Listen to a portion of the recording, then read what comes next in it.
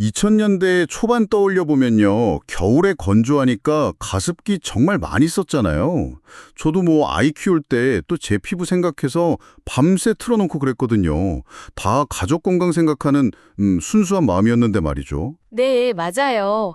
근데 참 이상하게도 꼭 봄만 되면 멀쩡하던 아이들이나 심지어 임산부들까지 갑자기 폐렴 증상으로 쓰러지는 일들이 있었어요.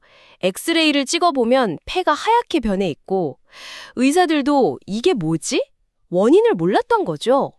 근데 그 원인이 우리가 매일 밤 쓰던 가습기, 그 안에 넣었던 작은 첨가제, 바로 가습기 살균제였다면 어떨 것 같으세요? 와, 생각만 해도 끔찍한데요.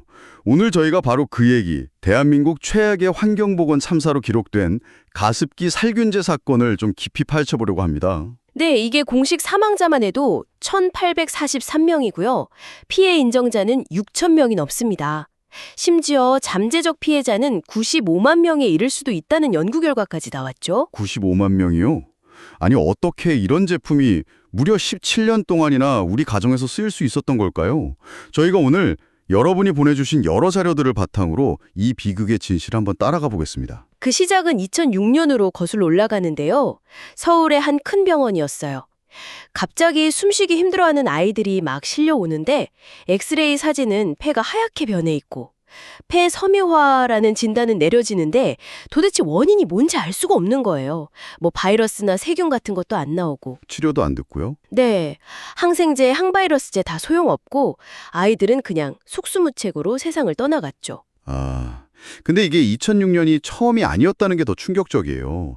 자료를 보니까 1995년에 생후 한 달 된 아기를 잃으신 어머니 증언이 있더라고요. 아, 네, 기억납니다.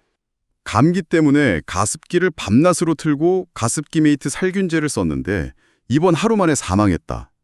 이미 10년도 더 전부터 이런 끔찍한 일이 있었다는 거잖아요. 네, 맞습니다. 참 안타까운 일이죠. 그 신호가 이미 있었는데 우리가 몰랐던 거죠. 그러다가 2011년 봄이 됐어요. 이번에는 건강했던 임산부들이 아이들과 똑같은 증상으로 쓰러지기 시작합니다. 특히 서울아산병원에서는 몇 달 사이에 산모 4분이 돌아가시는 정말 끔찍한 일이 있었죠. 산모들이요? 와, 뱃속 아기 생각해서 더 깨끗하게 하려고 가습기 틀고 살균제 넣었을 텐데. 그렇죠. 정말 비극입니다. 이게 단순한 질병이 아니구나. 뭔가 정체 모를 죽음의 그림자가 있구나 하는 공포감이 퍼지기 시작했죠. 이 미스터리의 실마리를 처음 잡으신 분이 계셨다면서요? 네, 서울아산병원 소아청소년과의 홍수종 교수님이셨어요. 2006년부터 이 이상한 폐질환에 계속 의문을 품고 계셨죠. 왜 유독 아이들이 비슷한 증상으로 이렇게 세상을 떠날까 데이터로 계속 모으셨어요. 그러다 패턴을 발견하신 거군요. 네, 아주 이상한 패턴이었는데 환자들이 꼭 겨울이 끝나갈 무렵, 그러니까 봄 시작될 때 집중적으로 발생하고요. 반대로 덥고 습한 여름에는 환자가 뚝 끊기는 거예요. 아, 겨울 봄에만 하고 여름엔 안 하는 행동. 그렇죠. 홍 교수님은 바로 가습기 사용을 의심하기 시작하신 겁니다. 그래서 어떻게 하셨나요? 동료 의사들 한 50여 명에게 이메일로 문의를 하셨어요. 혹시 이런 환자 본 적 있냐고. 그랬더니 전국 각지에서 우리 병원에도 있다. 이런 답이 막 쏟아진 거예요. 전국적으로 발생하고 있었던 거네요. 네, 그렇게 80건 정도 사례를 모으시고 이게 전국적인 문제다 확신을 하셨죠. 그리고 결정적으로 2011년 그 산모 사망 사건이 연이어 터지면서 의사들이 질병관리본부에 공식적으로 역학조사를 의뢰하게 됩니다. 첫 제품이 나오고 무려 17년 만에야 공식 조사가 시작된 거네요. 네, 17년입니다. 역학조사 결과는 정말 결정적이었어요. 이제 아픈 환자 그룹이랑 건강한 대조군 그룹의 생활 습관을 비교 분석했는데요. 2011년 8월 31일 질병관리본부가 중간 결과를 발표하는데 정말 충격적인 숫자가 나옵니다. 어떤 숫자였는데요? 교차비라고 하는데요. 이게 47.3이 나왔어요. 47.3이요? 그게 어느 정도 수준인가요? 감이 잘 안 오는데. 이게 얼마나 높은 거냐면요. 우리가 보통 흡연하면 폐암 위험이 높아진다고 하잖아요. 네. 그게 보통 10배에서 20배 정도 증가한다고 알려져 있거든요. 그런데 이건 47.3배다. 네, 가습기 살균제를 쓴 사람이 안 쓴 사람보다 이 원인모를 폐질환에 걸릴 확률이 무려 47.3배나 높다는 뜻이었어요. 이건 뭐 과학적으로 거의 빼도 박도 못하는 강력한 증거였죠. 와, 담배보다 훨씬 위험했다는 거네요. 우리가 그냥 마트에서 사서 쓰던 제품이 정말 믿기지가 않습니다. 네, 그렇죠. 정부도 이 결과를 보고 즉각 사용 자제를 권고했고요. 그리고 그해 11월 11일에는 유해성이 확인된 옥시싹싹 같은 거 6개 제품에 대해서 강제 수거 명령을 내렸습니다. 드디어 17년 만에 범인의 정체가 드러난 거군요. 네. 하지만 여기서 또 다른 의문이 생기는 거죠. 아니, 어떻게 이런 사실상의 독극물이 버젓이 아이에게도 안심이라는 딱지를 달고 팔릴 수 있었냐는 거죠. 맞아요. 그 문구. 살균 99.9%, 아이에게도 안심. 저도 기억나요. 특히 가장 많이 팔렸던 옥시싹싹 가습기 당번 포장지에 크게 쓰여 있었죠. 이 문구 하나 믿고 얼마나 많은 부모들이 안심하고 썼겠어요? 그렇죠. 나중에 검찰이 뭐라고 했냐면 이 문구만 없었더라면 사망자의 약 95%는 살릴 수 있었을 거라고 지적할 정도였어요. 부모의 사랑을 이용한 거죠, 사실상. 비정한 마케팅이었네요, 정말. 당시 시장을 보면요. 1994년에 유공, 지금의 SK죠. 여기서 가습기 메이트라는 걸 처음 내놨는데 이게 대박이 났어요.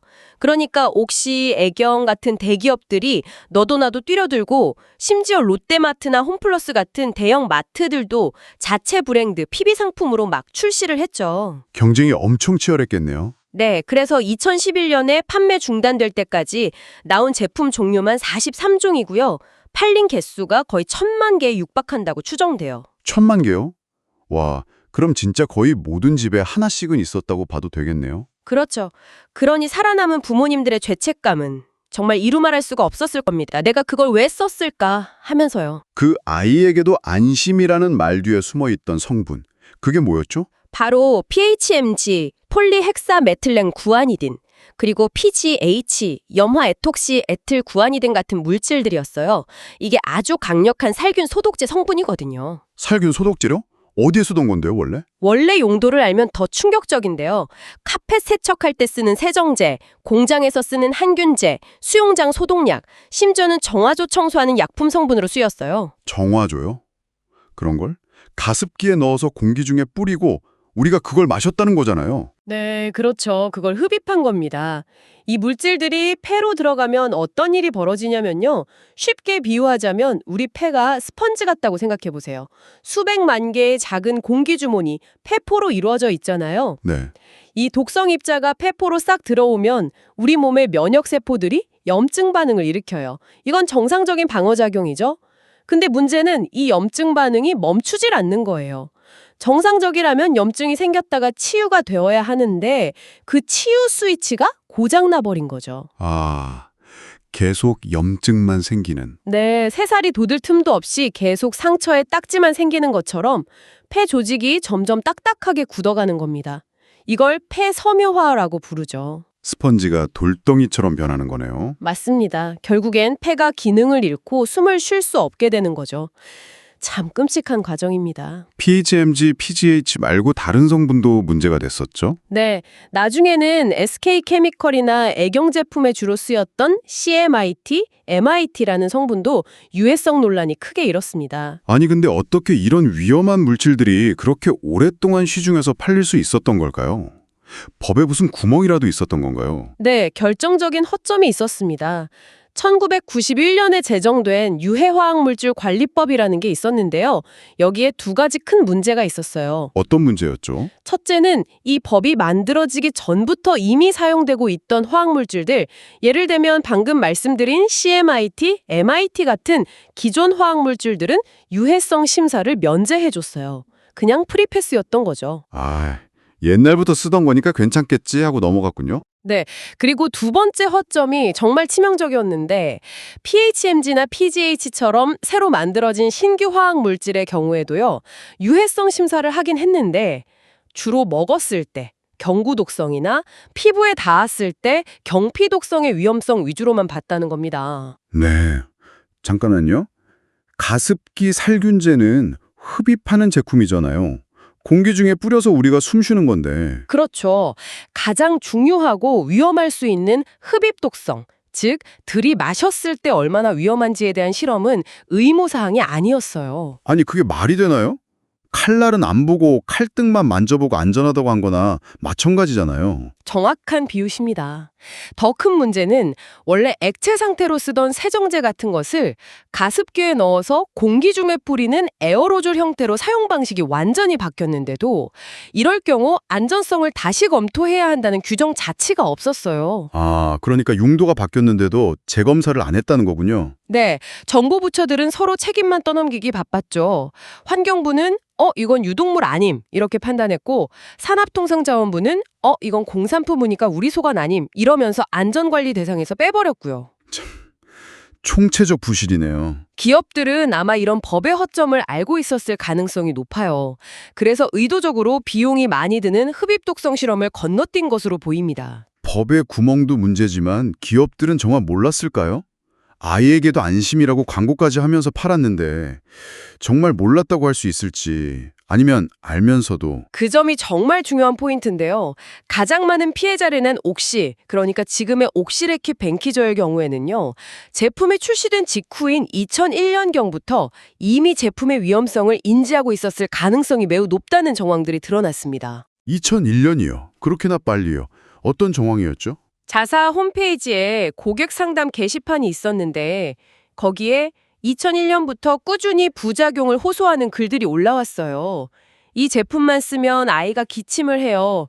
목이 아프고 숨쉬기가 힘들어요. 이런 글들이요. 소비자들이 직접 신호를 보낸 거네요. 그쵸.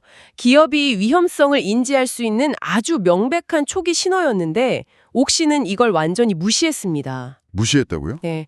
심지어 원료를 공급했던 SK케미칼 측에서 법적 의무에 따라서 PHMG 관련 물질안전 보건자료 MSDS라는 걸 제공했거든요. 여기에는 먹거나 마시거나 흡입하지 않도록 주의하라는 내용이 명시되어 있었어요. 그런데 옥시 측은 이걸 받고도 그냥 묵살해버렸습니다. 와, 경고가 분명히 있었는데도 그냥 넘어갔다는 거네요. 이건 정말. 네, 여기서 더 나아가서 2011년에 사건이 공론화되자 옥시가 선택한 것은 진실을 밝히고 문제를 해결하는 게 아니었어요. 오히려 은폐하고 조작하는 길을 택했습니다. 은폐와 조작이요. 어떻게 했는데요? 첫 번째는 증거 인멸 시도인데요.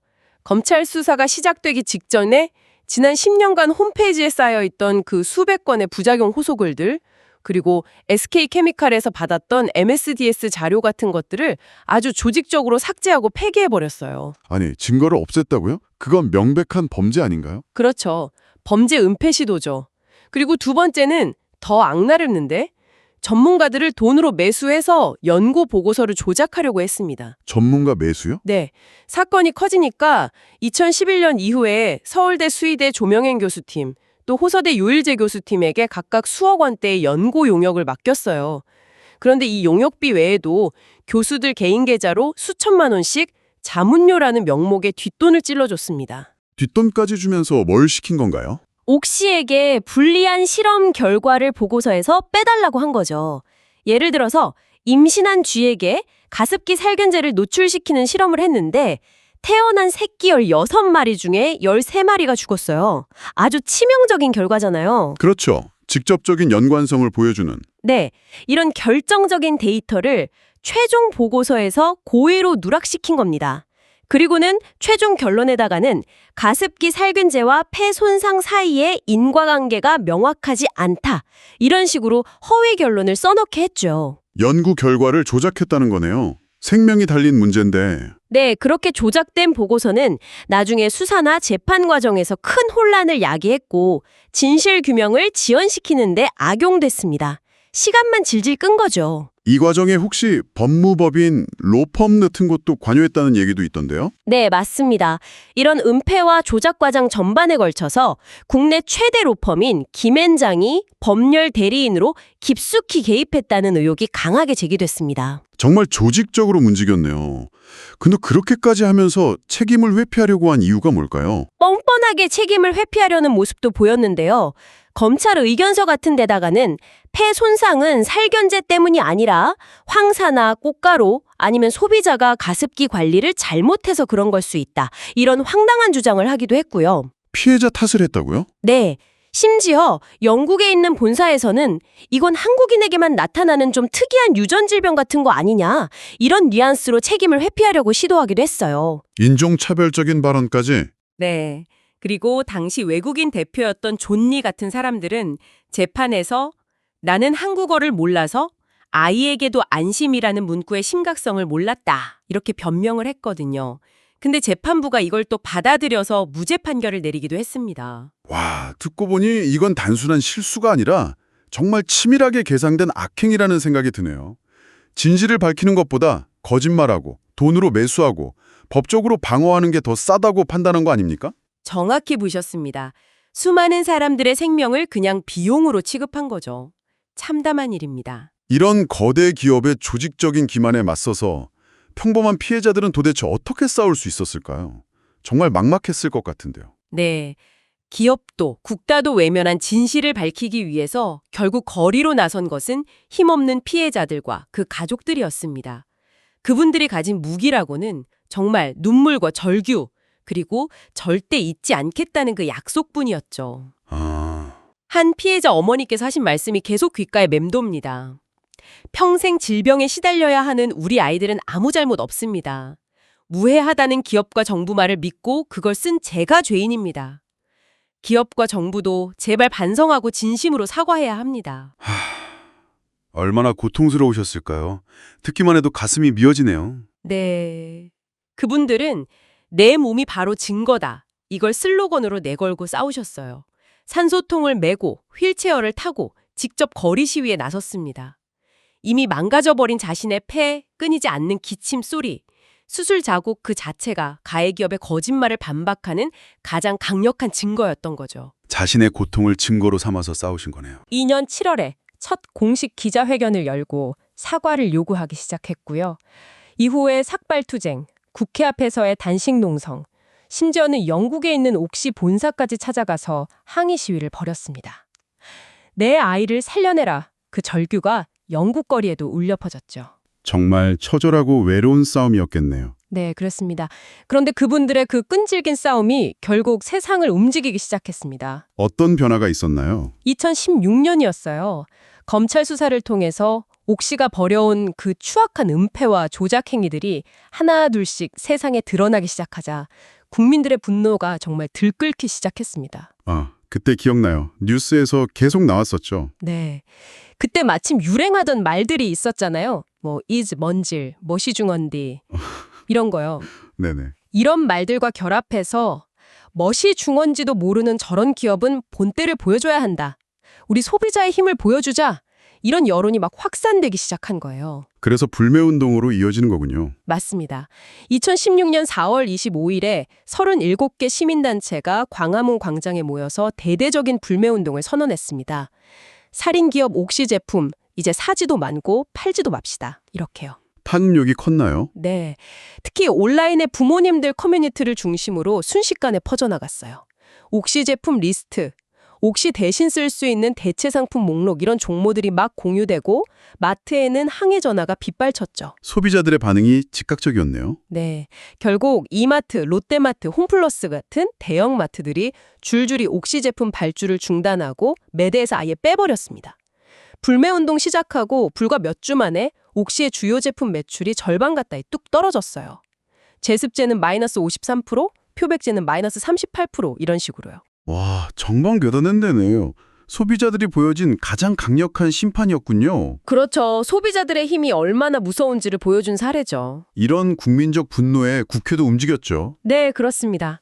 들끓는 여론에 힘입어서 2016년 7월에 드디어 가습기 살균제 국정조사가 시작됐습니다. 국정조사 청문회 장면도 기억나요. 피해자분들이 직접 나오셔서 증언하셨잖아요. 네, 코에 산소 튜브를 꽂고 힘겹게 증언하시던 피해자분들의 모습은 정말 많은 사람들의 눈시울을 붉히게 만들었죠.